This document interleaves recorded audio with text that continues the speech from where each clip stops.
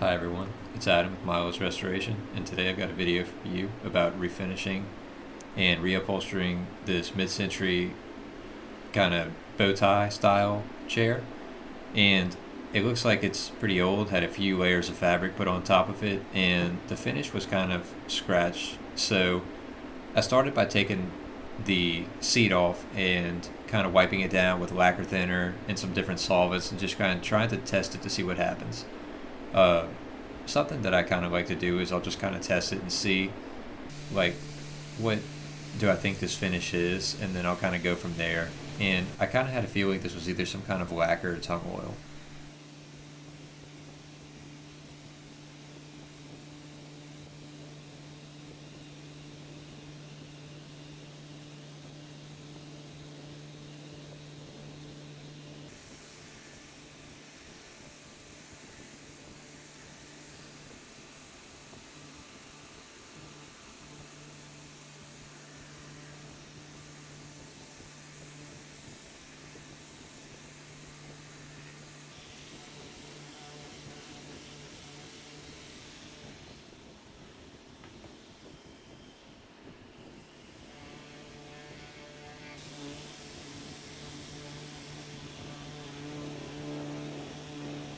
So a common question and kind of, I guess, debatable thing whenever you're refinishing is how much the old finish needs to come out. Well, it kind of depends on what you're planning on going over it with and what kind of color or look that you're going for. In this case, I probably got about just about everything out, and there were some little areas in the corners where I couldn't get to, but I'm going with a darker stain, so you won't see that. And also, I'll give it a rinse with like acetone or something like that to try to get those areas out of the corners. But generally speaking, if you're going from light to dark, you don't really have to worry. But if you're going from a dark color to a lighter color, then pretty much everything needs to come out. And also, if you're using a penetrating stain or a stain that doesn't surface dry, then probably all of the finish needs to be removed. And in that case, I might recommend a stripper instead of sanding. But it just really depends on what you want to use. I'm using a gel stain, so it surface dries. And if there are areas where it doesn't penetrate, it will still dry thoroughly. But if you're going to use a penetrating stain, then you might have an issue if you have little patches of finish that are still left on there. So this is just a mix of denatured alcohol and very thin down shellac. It's de-waxed too. I just use this to prevent blotchiness and staining.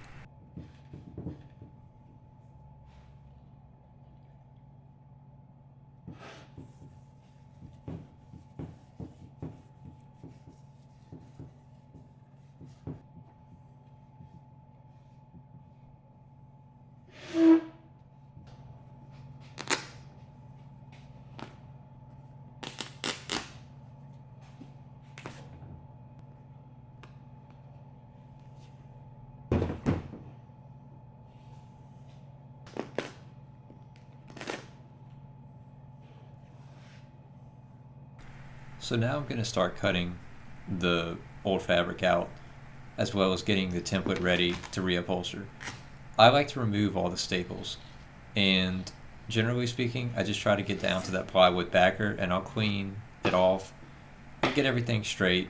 And I like to take all the staples out because I find that they get in the way of the fabric and just make your life a little bit harder.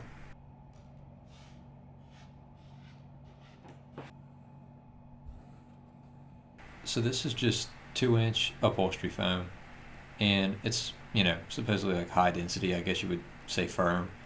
Um, and I usually just take a Sharpie and I mark it, and I make sure that I cut it a little bit bigger because you don't want any of that plywood to show up at the edge and not have any foam on top of it, because what will end up happening is you'll see the template through the fabric.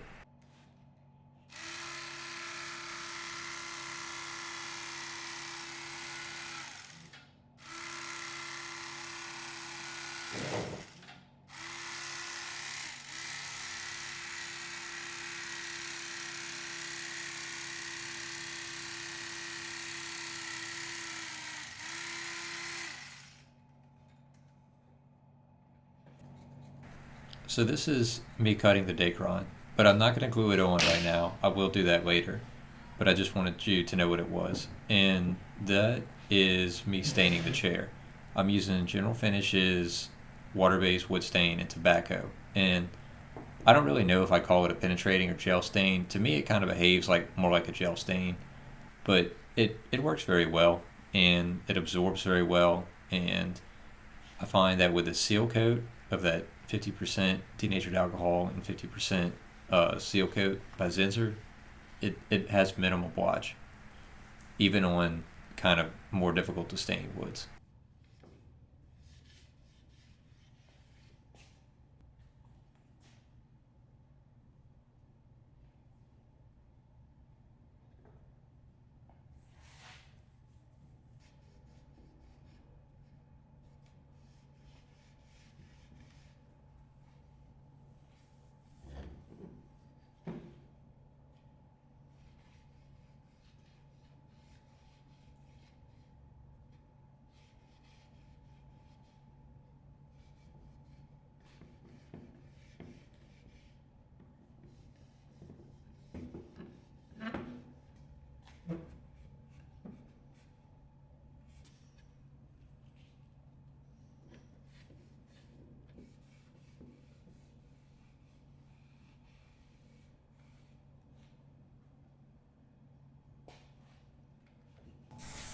So back to the upholstery.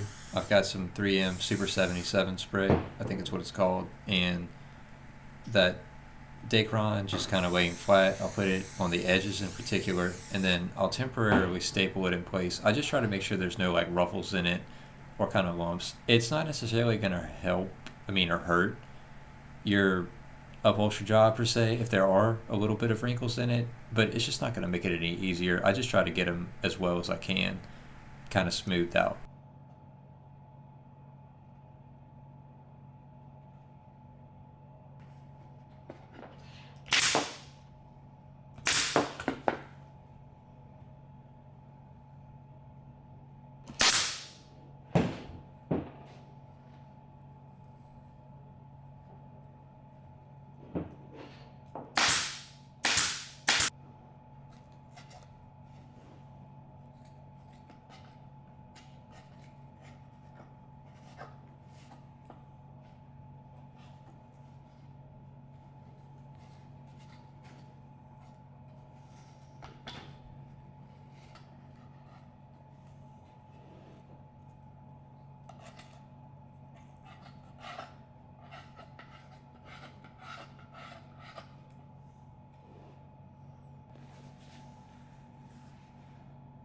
So this is my fabric I chose. I got a vinyl that was kind of like a beigeish color.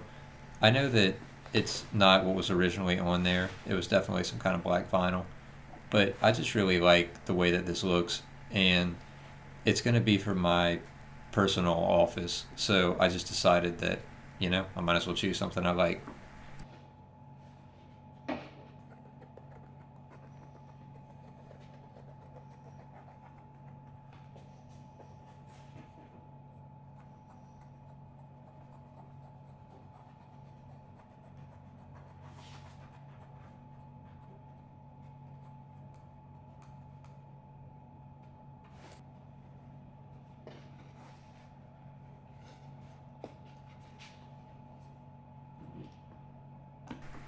So I'm no professional upholsterer by any means, but what I can say is that, you know, I like to start. I'll do four temporary staples in the middle of all four sides, and then I'll move to the corners. But those first four staples that I put in will come out. And don't feel bad if you have to kind of move things around and pull out staples and redo it. It's just part of the learning process. And I won't use that heat gun until I get to the corners. But I could see a case for just kind of heating that whole thing up a little bit and making it a little bit easier to work with. But if you do it good enough and your corners are pretty rounded, you should be able to get away with no pleats or pleats that are in places where you won't even really see them. And I was pretty much able to do that. I had a few wrinkles that I kind of had to tighten up after and off camera, but just with playing with it enough, if you stretch it over the corner like that and work your way from one side to the other, you'll generally work out all of the wrinkles out. And if you need to, just take the staples out of one side and just kind of distribute that excess throughout that one side where you already had staples previously. You know, maybe you might want to start with the corners in some cases after you've positioned the fabric. Just an idea.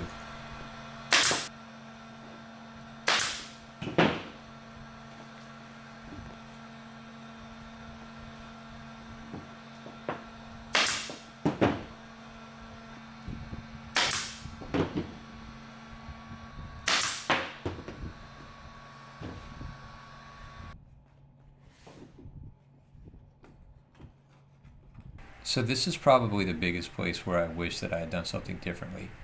I probably should have stapled the fabric a little bit farther back, and so that's always a good thing to check whenever you are looking at your piece where your staple line needs to be. You want it to be hidden underneath the chair.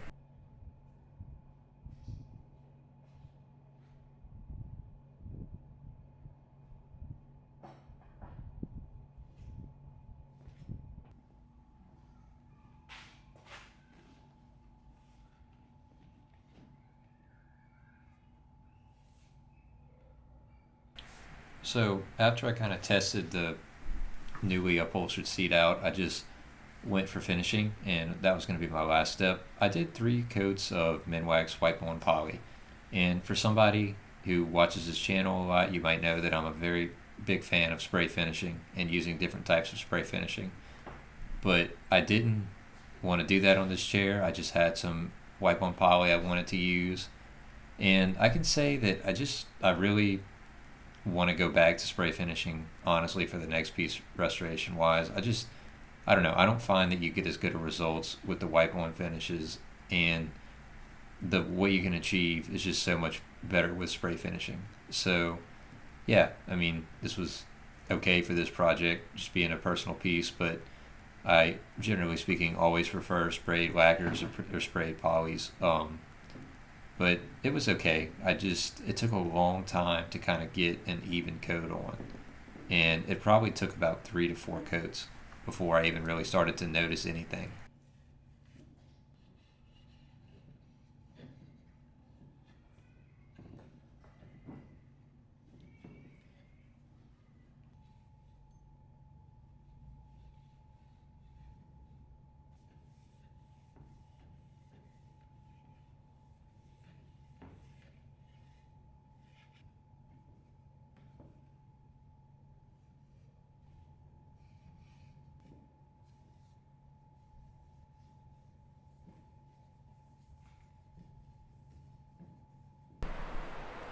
So after I was finished with that, I just kind of marked the template out on where it needed to go, and I put some screws into it. It didn't have any screws originally, so I just used some short pocket hole screws, and that was what I held it in with.